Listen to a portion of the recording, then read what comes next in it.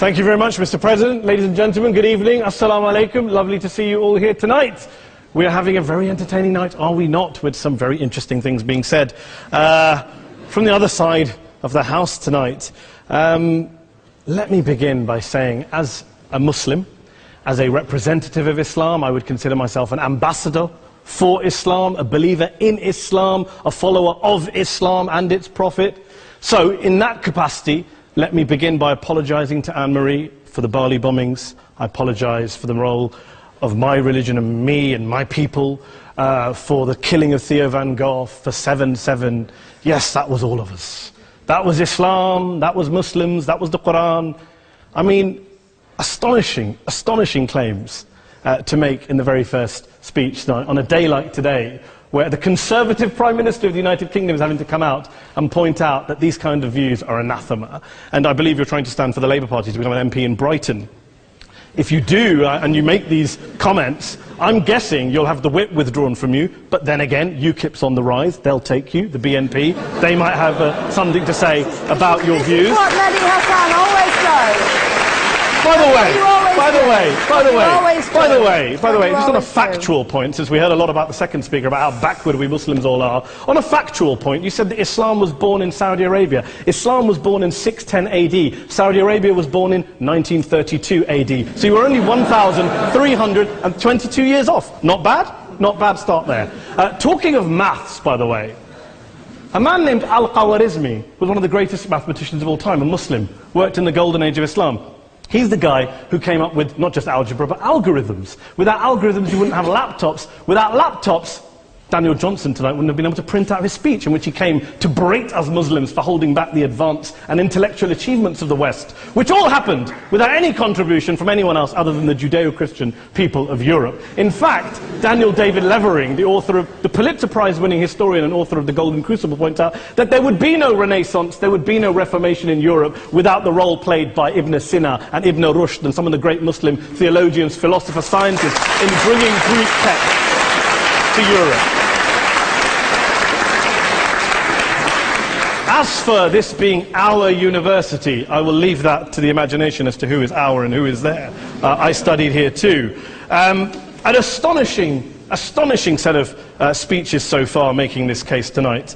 A mixture of just cherry-picked quotes, facts and figures, self-serving, selective, a farrago of distortions, misrepresentations, misinterpretations, misquotations. Daniel talked about my article in the New Statesman, which got me a lot of flack, where I talked about the anti-Semitism that is prevalent in some parts of the Muslim community, which indeed it is. Of course, I didn't say in that piece that it was caused by the religion of Islam. In fact, modern anti-Semitism in the Middle East was imported from, finish the sentence, Christian, Judeo-Christian Europe, where I believe some certainly bad things happened to the Jewish people. In fact, Tom Friedman, Jewish-American columnist in the New York Times, told me in this very chamber last week that he believed, had Muslims been running Europe in the 1940s, 6 million extra Jews would still be alive today. So I'm not going to take lessons in anti-Semitism from someone who's here to defend the Judeo-Christian values of a continent that murdered 6 million Jews. Moving swiftly on. Yes. Absolutely. Well, I'm about to make that point. No, I'm about to make that point. You're right. I agree with you. I agree with you 110%. That is my point. I don't think Europe is evil or bad. I'm a very proud European. I don't want to judge Europe on that basis, but if we're going to play this gutter game where we pull out the Bali bombing and we pull out examples of anti-Semitism in the Islamic community, then of course I'm going to come back and say, well, hold on. I mean, look, let's be very clear. Daniel here was a last-minute replacement for Douglas Murray, who had to pull out. And Douglas and I have a well-documented differences, but to be fair to Douglas, as to be fair to Anne-Marie and to Peter, atheists. Atheists see all religions as evil, violent, threatening. What the problem I have with Daniel's speech is that Daniel comes here to run this robust defense of Christianity, forgetting that his fellow Christians, people who said they were acting in the name of Jesus, gave us the Crusades, the Spanish Inquisition, the anti-Jewish pogroms, European colonialism in Africa and Asia, the Lord's Resistance Army in Uganda, not to mention countless arson and bomb attacks on abortion clinics in the United States of America to this very day. I would like a little bit of humility from Daniel first before he begins lecturing other communities and other faiths on violence, terror and intolerance. But, no thank you. Some water. But I would say this, to address the gentleman's very valid point here, I'm not going to play that game. I don't actually believe that Christianity is a religion of violence and hate because of what the LRA does in Uganda, or what Crusaders did to Jews and Muslims in Jerusalem when they took back the city in the 12th or 13th or whatever century it was. I believe that Christianity, like Islam, like pretty much every mainstream religion, is based on love and compassion and faith. I do follow a religion in which 113 out of the 114 chapters of the Quran begins by introducing the God of Islam as a God of mercy and compassion. I would not have it any other way. I don't follow a religion which introduces my God to me as a God of war, as some kind of Greek God of wrath, as a God of hate and injustice. Not at all. As Adam pointed out, you go through the Quran and you see the mercy and the love and the justice. And yes, you have verses that refer to warfare and violence. Of course it does. This is not a motion about pacifism. I'm not here to argue that Islam is a pacifistic faith. It is not. Islam allows military action, violence in certain limited contexts. And yes, a minority of Muslims do take it out of that context. But is it religious? We talked about Woolwich. Daniel and Anne-Marie have suggested that it's definitely religion that's behind all of this. Well, actually, what I find so amusing tonight is we're having a debate about Islam, and the opposition tonight have come forward. We have a graduate in law, a graduate in modern history, a graduate in chemistry, and you know, I admire all of their intellects and their abilities, but we don't have anyone who's actually an expert on Islam, a scholar of Islam, a historian of Islam, a speaker of Arabic, even a terrorism expert or a security expert or a pollster, let alone to talk about what Muslims believe or think. Instead, we have people coming here, putting forward these views, putting forward these sweeping opinions. Listen to Professor Robert Pape of the University of Chicago, one of America's leading terrorism experts, who, unlike our esteemed opposition tonight, studied every single case of suicide terrorism between 1980 and 2005, 315 cases in total. And he concluded, and I quote, "There is little connection between suicide terrorism and Islamic fundamentalism or any of the world's religions. Rather, what nearly all suicide terrorist attacks have in common is a specific secular and strategic goal to compel modern democracies to withdraw military forces from territory that the terrorists consider to be their homeland." And the irony is, when we talk about terrorism, the irony is that the opposition and the Muslim terrorists, the Al-Qaeda types, actually have one thing in common. Because they both believe that Islam is a warlike, violent religion. They both agree on that. They have everything in common. Osama bin Laden would be nodding along to everything he's heard tonight from the opposition side. He agrees with them. The problem is that mainstream Muslims don't. The majority of Muslims around the world don't.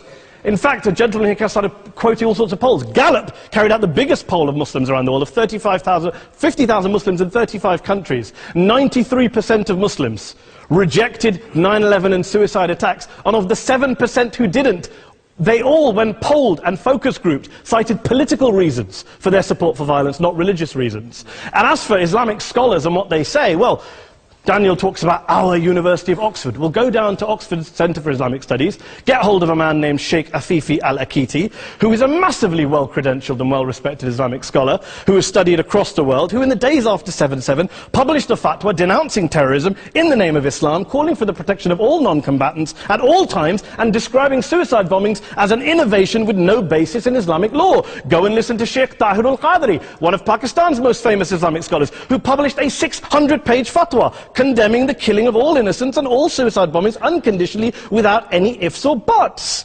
There's nothing new here. This is mainstream Islam, mainstream scholarship, which has said this for years. You don't go out and kill people willy-nilly in the high street or anywhere else, on a bus or a mall, based on verses of the Quran that you cherry-pick without any context, any understanding, any interpretation, or any commentary. Point of information.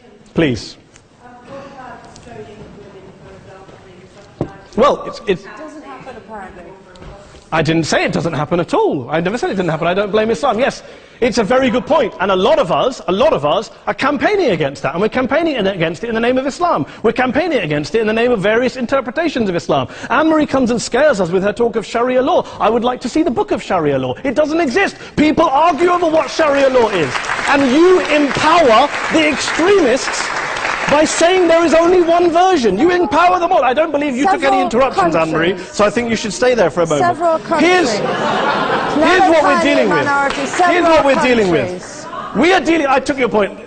Here we are dealing with a 1400-year-old global religion, followed by 1.6 billion people in every corner of the world, a quarter of humanity, of all backgrounds, cultures, ethnicities, and yet the opposition tonight wants to generalize, stereotype, smear, in order to desperately win this debate. And here's my question, if we're going to generalize and smear. If, okay, people say yesterday's bombers, and we've got to be careful, there's a trial going on, were yesterday's attackers, motivated by Islam? Big debate. I don't believe they were. Let's say they were. Let's say Faisal Shahzad, the Times Square bomber, was motivated by Islam. Let's assume, for sake of argument, that Richard Reeves, the shoe bomber, was motivated by Islam. If Islam is responsible for these killings, if Islam is what is motivating these people, and Islam is therefore not a religion of peace, a religion of war, then ask yourself this question: why aren't the rest of us doing it? Why is it such a tiny minority of Muslims are interpreting their religion in the way that the opposition claim they are? Let's assume there are 16,000 suicide bombers in the world. There aren't. Let's assume there are for the sake of argument. That's 0.001% of the Muslim population globally. What about the other 99.99% of Muslims who the opposition tonight either ignore or smear? The reality is that the rest of us aren't blowing ourselves up tonight. The reality is that the opposition came here tonight not worried about the fact that me and Adam might pull open our jackets and blow ourselves up tonight because we're followers of a warlike warrior religion which wants to take over Europe and Daniel's university. The issue is this. The issue is this. Unless the opposition can tell us tonight, and Peter Atkins is here, one of our great atheist intellectuals, can tell us tonight, can answer this question tonight: why don't the vast majority of Muslims around the world behave as violently and aggressively as a tiny minority of politically motivated extremists? Then they might as well give up and stop pretending they have anything relevant to say about Islam or Muslims as a whole. Ladies and gentlemen, let me just say this to you. Think about what the opposite of this motion is. If you vote no tonight, think about what you're saying the opposite of this motion is. That Islam isn't a religion of peace, it's a religion of war, of violence, of terror, of aggression. That the people who follow Islam, me, my wife, my retired parents, my 6-year-old child, that 1.8 million of your fellow British residents and citizens, that 1.6 billion people across the world, your fellow human beings, are all followers, promoters, believers in a religion of violence. Do you really think that? Do you really believe that to be the case? They say that in the Oxford Union, the most famous debate was in 1933, when Adolf Hitler looked out for the result of the King and Country motion, where they voted against fighting for King and Country, and Hitler was listening out for the result. Well, tonight, 80 years on, there are two groups of people around the world who I would argue are waiting for the result of tonight's vote. There are the millions of peaceful, non-violent, law-abiding Muslims both in the UK, Europe, Asia, Africa and beyond, who see Islam as the source of their identity, as a source of spiritual fulfillment, of hope, of solace. And there are the phobes, the haters, the bigots out there who want to push the clash of civilizations, who want to divide all of us into them and us and ours and their. Ladies and gentlemen, I urge you all not to fuel the arguments of the phobes and bigots. Don't legitimize their divisions. Don't legitimize their hate. Trust those Muslims who you know, who you've met, who you hear, who don't believe in violence, who do want you to hear the peaceful message of the Quran as they believe it to be taught to the majority of Muslims, the Islam of peace and compassion and mercy, the Islam of the Quran, not of Al-Qaeda. Ladies and gentlemen, I beg to propose this motion to the House. I urge you to vote yes tonight. Thank you very much for your time.